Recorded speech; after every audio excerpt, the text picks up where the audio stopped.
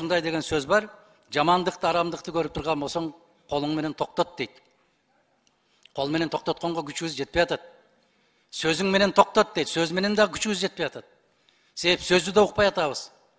Мен сиздерге кайрылам, урматтуу кесиптештер. Келиңиздер. Кыргыздын каада салты бар, айланайындар. Эч качан кумарга жакындаба дейт. Кумар жакшылыкка алып келбейт дейт. Эч качан жакшылык келбейт.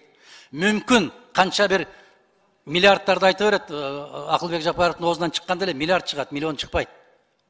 Келбейт ал акча. Мына Филиппинди мисал келтирди, Таиландты мисал келтирди. Өзүңүздөр көрүп атасыздар го. Ошол болбогон, жарыбаган акчаны алабыз деп бир апаатка калып калуу коркунучунан этият бололу деп атабыз биз. Кайырчынын куржуну толбойт дейт. Арам түшкөн жерге береке болбойт дейт, береке толбойт дейт.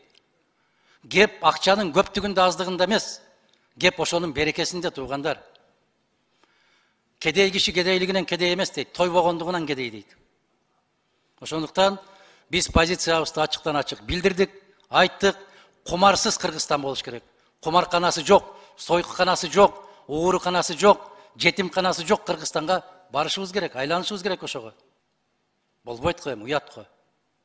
Жетишет го, биз тарыхтан көрдүк го. Эмне үчүн ушуну токтотууга алып барды?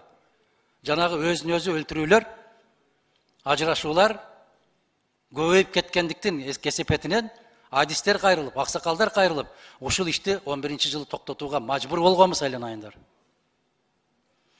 Биздин пикирибиз ушундай.